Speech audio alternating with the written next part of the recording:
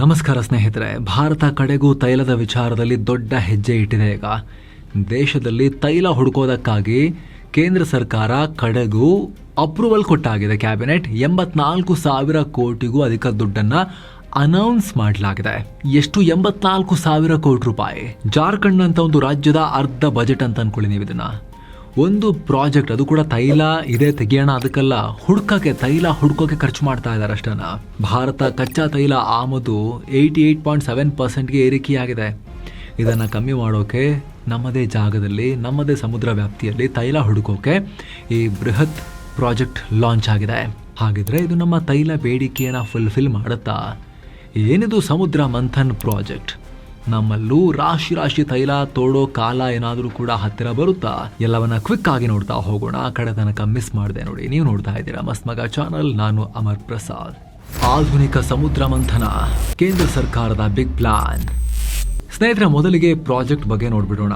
July 31ನೇ ತಾರೀಕು ಶುಕ್ರವಾರ PM Modi ನೇತೃತ್ವದಲ್ಲಿ ಕೇಂದ್ರ ಸಚಿವ ಸಂಪುಟ ಮೀಟಿಂಗ್ ನಡೀತು. ಈ ಮೀಟಿಂಗ್ನಲ್ಲಿ ಭರ್ತಿ 84,084 ಕೋಟಿ ರೂಪಾಯಿ ವೆಚ್ಚದ ಈ ಬೃಹತ್ ಯೋಜನೆಗೆ ಅಫಿಷಿಯಲಿ ಗ್ರೀನ್ ಸಿಗ್ನಲ್ ಕೊಡಲಾಯಿತು. 2030-31 ಆರ್ಥಿಕ ವರ್ಷದವರೆಗೆ ಈ ಯೋಜನೆ ಜಾರಿಯಲ್ಲಿರುತ್ತೆ. ಅಷ್ಟರಲ್ಲಿ ಈ ಹಣ ಖರ್ಚು ಮಾಡಿ ತೈಲ ತೋಡಬೇಕು ಅನ್ನೋದು ಭಾರತ ಸರ್ಕಾರದ ಪ್ಲಾನ್. 80,084 ಕೋಟಿ. ಇದೇನಿದು 84 ಕೋಟಿ ಲಾಸ್ಟಲ್ಲಿ?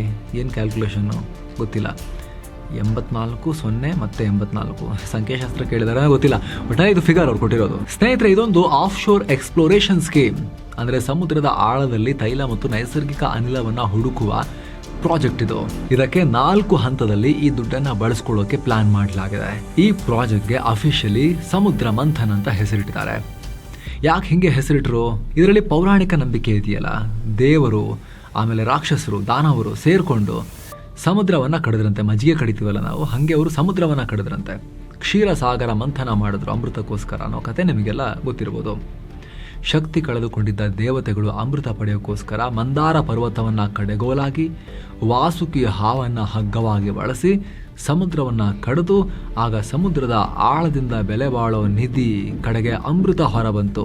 ಮೊದಲಿಗೆ ವಿಷ ಬಂದ್ಬಿಡ್ತು, ಅದನ್ನ ಶಿವ ಕುಡಿದು ಜಗತ್ತನ್ನ ಕಾಪಾಡಿದ್ರು. ಇದೆಲ್ಲ ನೀವು ಕೇಳಿದಿರಲ್ಲ. ಅದೇ ರೀತಿ ಇವತ್ತಿನ ಆಧುನಿಕ ಕಾಲದಲ್ಲಿ ಆರ್ಥಿಕತೆಗೆ ವೆರಿ ಇಂಪಾರ್ಟೆಂಟ್ ಅಂದರೆ ತೈಲ ಮತ್ತು ನ್ಯಾಚುರಲ್ ಗ್ಯಾಸ್.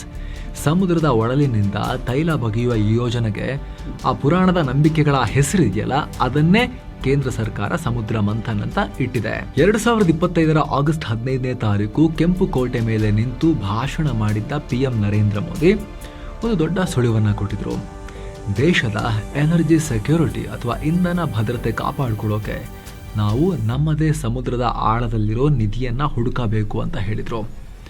ಅದೇ ಈಗ ಸಮುದ್ರ ಮಂಥನ ಸ್ಕೀಮ್ ಆಗಿ ಜಾರಿಗೆ ಬಂದಿದೆ.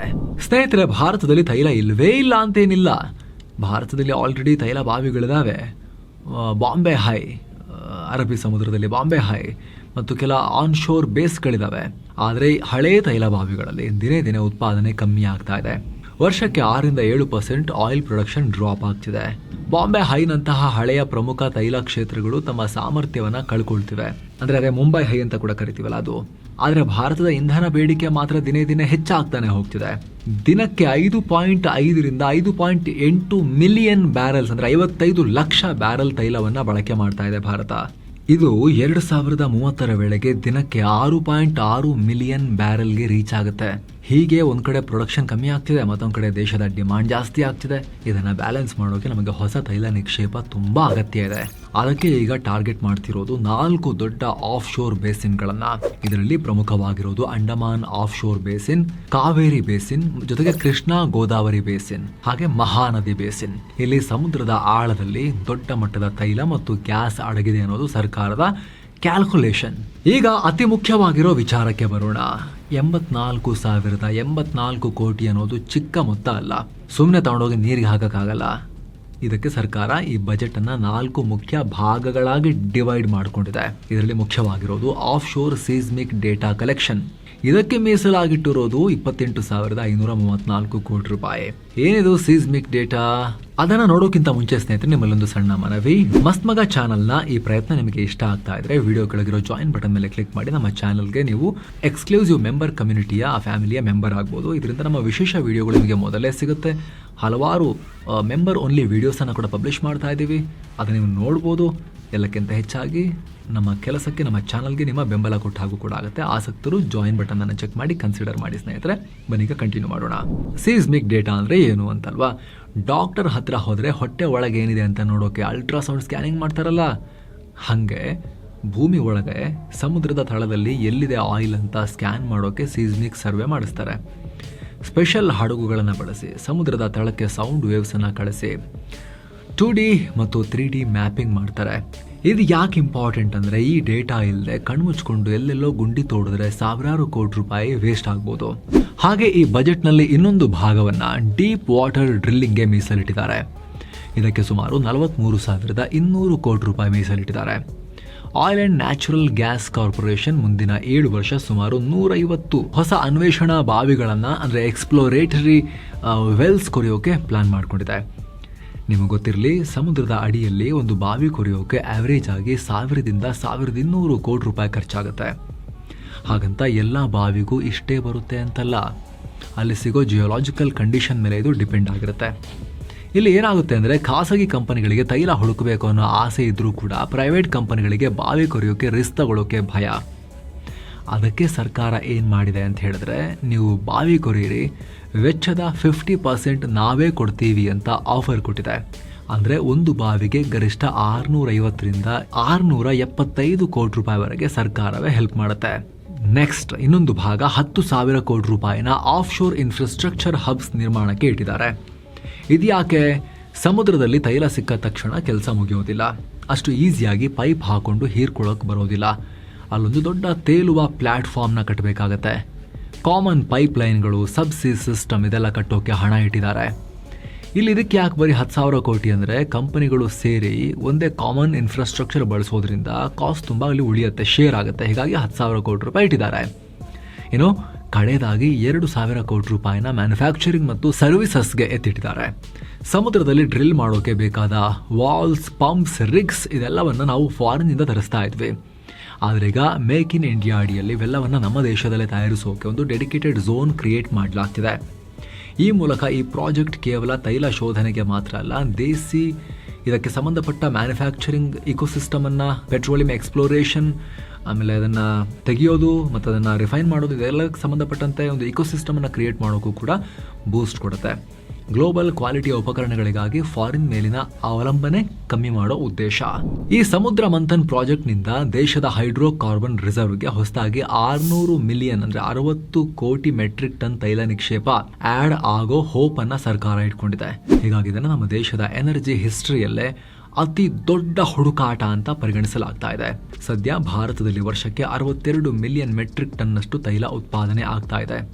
ಈ ಪ್ರಾಜೆಕ್ಟ್ನಿಂದ ನಮ್ಮ ಉತ್ಪಾದನಾ ಸಾಮರ್ಥ್ಯ ಫ್ಯೂಚರ್ನಲ್ಲಿ 80 ಮಿಲಿಯನ್ ಮೆಟ್ರಿಕ್ ಟನ್ಗೆ ಜಿಗಿಯುವ ನಿರೀಕ್ಷೆ ಇದೆ. ಅಂದರೆ ನಮ್ಮ ಒಟ್ಟು ರಿಸೋರ್ಸ್ ಬೇಸ್ 1.6 ಬಿಲಿಯನ್ನಿಂದ 2.2 ಬಿಲಿಯನ್ಗೆ ವಿಸ್ತರಣೆಯಾಗುತ್ತೆ. ಇನ್ನೊಂದು ಅತಿ ದೊಡ್ಡ ಲಾಭ ಅಂದರೆ ನಮ್ಮದೇ ದೇಶದಲ್ಲಿ ತೈಲ ಸಿಕ್ಕರೆ ನಾವು ವಿದೇಶಗಳ ಮೇಲೆ ಡಿಪೆಂಡ್ ಆಗೋದು ಕಮ್ಮಿ ಆಗುತ್ತೆ. ಇದರಿಂದ ಭಾರತಕ್ಕೆ ಪ್ರತಿ ವರ್ಷ ಕನಿಷ್ಠ ಅಂದ್ರೂ 1 ಲಕ್ಷ ಕೋಟಿ ರೂಪಾಯಿ ಉಳಿತಾಯ ಆಗೋ ನಿರೀಕ್ಷೆ ಇದೆ. ಇಷ್ಟು ದುಡ್ಡು ದೇಶದಲ್ಲೇ ಉಳಿದ್ರೆ ನಮ್ಮ ಆರ್ಥಿಕತೆಗೆ ಎಕ್ಸ್ಟ್ರಾ ಬೂಸ್ಟ್ ಸಿಗುತ್ತೆ. ಹಾಗೆ ಹೊಸದೊಂದು ಬೃಹತ್ ಇಕೋಸಿಸ್ಟಮ್ ನಿರ್ಮಾಣ ಆಗುತ್ತೆ.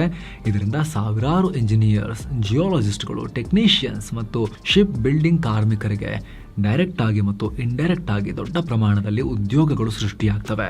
ಹಾಗಂತ ಪಟ್ ಅಂತೇಳಿ ಕಾಯಿ ಹೊಡೆದು ನೀರು ತೆಗೆದಂಗೆ ಪೆಟ್ರೋಲ್ ತೆಗಿಲಿಕ್ಕೆ ಆಗೋದಿಲ್ಲ. ಇಮಿಡಿಯೇಟ್ಲಿ ರಿಸಲ್ಟ್ ಬರೋದಿಲ್ಲ. ಸರ್ವೆ ಮಾಡಿ, ಡ್ರಿಲ್ ಮಾಡಿ, ಕಮರ್ಷಿಯಲ್ ಆಗಿ ತೈಲ ಹೊರಬರೋಕೆ 5ರಿಂದ 10 ವರ್ಷ ಬೇಕಾಗತ್ತೆ. ಲಾಂಗ್ ಟರ್ಮ್ ಹುಡುಕಾಟ, ರಿಸ್ಕ್ ಕೂಡ ಇರುತ್ತೆ. ಮೊದಲೇ ಹೇಳಿದ ಹಾಗೆ ಆಳ ಸಮುದ್ರದಲ್ಲಿ ಒಂದು ಬಾವಿ ಕುರಿಯೋಕೆ 1000ರಿಂದ 1200 ಕೋಟಿ ರೂಪಾಯಿ ಬೇಕು. ಆಯ್ತು, ದುಡ್ಡು ಹಾಕಿ ತೋಡಿದ ತಕ್ಷಣ ಸಿಗುತ್ತೆ ಅನ್ನೋ ಗ್ಯಾರಂಟಿ ಕೂಡ ಇರೋದಿಲ್ಲ. ಬಾವಿ ಡ್ರೈ ಆದ್ರೆ ಹಾಕಿದ ದುಡ್ಡೆಲ್ಲ ನೀರಲ್ಲಿ ಹೋಯ್ತು ಅಂತ ಲೆಕ್ಕ. ಆದ್ರೆ ಭಾರತಕ್ಕೆ ಈ ರಿಸ್ಕ್ ತೆಗೆದುಕೊಳ್ಳೋ ಅನಿವಾರ್ಯತೆ ಇದೆ. ನಿಮಗೆ ಗೊತ್ತು ಯಾಕೆ ಅಂತ ಹೇಳಿ. ಬರೀ ಆಯಿಲ್ ಅಲ್ಲ, ನ್ಯಾಚುರಲ್ ಗ್ಯಾಸ್ ಕೂಡ 50%ಗೂ ಅಧಿಕ ನಾವು ವಿದೇಶಗಳಿಂದ ಆಮದು ಮಾಡ್ಕೊಳ್ತೀವಿ. ಇದಕ್ಕಾಗಿ ಭಾರತ ವರ್ಷಕ್ಕೆ ಭರ್ತಿ 13 ಲಕ್ಷ ಕೋಟಿ ರೂಪಾಯಿ ಚೆಲ್ತಾ ಇದೆ. ಫಾರೆಕ್ಸ್ ಎಲ್ಲ ಅಲ್ಲಿಗೆ ಹೋಗ್ತಾ ಇದೆ. ಜೊತೆಗೆ ಮಿಡಲ್ ಈಸ್ಟ್ ನಲ್ಲಿ ಯಾವಾಗ ಯುದ್ಧ ಆದ್ರೂ ಕೂಡ ಭಾರತ ಇಂಧನ ವಿಚಾರದಲ್ಲಿ ಒದ್ದಾಡೋ ರೀತಿ ಆಗುತ್ತೆ. ಇದೇ ಕಾರಣಕ್ಕೆ ಸಮುದ್ರ ಮಂಥನಗೋಸ್ಕರವೇ ಸರ್ಕಾರ ಇತ್ತೀಚೆಗೆ ದೊಡ್ಡ ರಿಫಾರ್ಮ್ಸ್ ಕೂಡ ಮಾಡಿತ್ತು. ಈ ಹಿಂದೆ ಬ್ಯಾನ್ ಆಗಿದ್ದ ಸಮುದ್ರದ 99% ಜಾಗವನ್ನ ಎಕ್ಸ್ಪ್ಲೋರೇಷನ್ಗೆ ಓಪನ್ ಮಾಡಲಾಗಿದೆ. ಡಿಫೆನ್ಸ್ ರೀಸನ್ಗೋಸ್ಕರ ನಾವು ಸಮುದ್ರದಲ್ಲಿ ತೈಲವನ್ನ ಹುಡುಕೋಕೆ ಬಿಟ್ಟಿರಲಿಲ್ಲ, ಈಗ ಓಪನ್ ಮಾಡಲಾಗಿದೆ, ಹುಡ್ಕೊಳ್ಳಿ ಅಂತ ಹೇಳಿ. ತೈಲ, ನ್ಯಾಚುರಲ್ ಗ್ಯಾಸ್ ನಿಕ್ಷೇಪಗಳನ್ನ ಹುಡುಕೋಕೆ ಅವಕಾಶ. ಜೊತೆಗೆ ರೆವಿನ್ಯೂ ಶೇರಿಂಗ್ ಮಾಡೆಲ್ ತಂದು ಖಾಸಗಿ ಕಂಪನಿಗಳಿಗೆ ಆಯಿಲ್ ಹುಡುಕೋದಕ್ಕೆ ಪ್ರೋತ್ಸಾಹ ಕೊಡಲಾಗ್ತಿದೆ. 2025 ಆಯಿಲ್ ಫೀಲ್ಡ್ಸ್ ತಿದ್ದುಪಡಿ ಕಾಯ್ದೆ ಮೂಲಕ ಕಾನೂನು ತೊಡಕುಗಳನ್ನೆಲ್ಲ ಕ್ಲಿಯರ್ ಮಾಡಿದೆ. ಸೊ ಫ್ರೆಂಡ್ಸ್, ಇದಾಗಿತ್ತು ಸಮುದ್ರ ಮಂಥನ್ ಪ್ರಾಜೆಕ್ಟ್ ಬಗ್ಗೆ ನಿಮಗೆ ಡೀಟೇಲ್ ಆಗಿ ಮಾಹಿತಿ ಕೊಡೋ ಪ್ರಯತ್ನ. ಇದರ ಬಗ್ಗೆ ನಿಮ್ಮ ಒಪಿನಿಯನ್ ಕಾಮೆಂಟ್ ಮಾಡಿ ತಿಳಿಸಿ. ಹಾಗೆ ಸ್ನೇಹಿತರೆ, ನಿಮ್ಮಲ್ಲೊಂದು ಮನವಿ ಕಡೆದಾಗಿ ಆಗಲೇ ಹೇಳಿದಾಗೆ ವಿಡಿಯೋ ಕೆಳಗಿರೋ ಜಾಯಿನ್ ಬಟನ್ ಮೂಲಕ ಆಸಕ್ತ ವೀಕ್ಷಕರು ನಮ್ಮ ಚಾನಲ್ಗೆ ಮೆಂಬರ್ಸ್ ಆಗಿ ಜಾಯ್ನ್ ಆಗ್ಬೋದು. ಎಲ್ಲ ಮೆಂಬರ್ ಓನ್ಲಿ ವಿಡಿಯೋಸ್ ಅನ್ನು ಅವಾಗ ನೋಡೋಕೆ ಶುರು ಮಾಡಬಹುದು. ಇಂಟ್ರೆಸ್ಟ್ ಇರೋರು ದಯವಿಟ್ಟು ಕನ್ಸಿಡರ್ ಮಾಡಿ, ಚೆಕ್ ಮಾಡಿ, ಜಾಯಿನ್ ಬಟನ್ ಮೇಲೆ ಕ್ಲಿಕ್ ಮಾಡೋ ಮೂಲಕ ವಿಡಿಯೋ ಕೆಳಗೆ ಮತ್ತೆ ಭೇಟಿ ಆಗ್ತಿರೋಣ. ನಮಸ್ಕಾರ.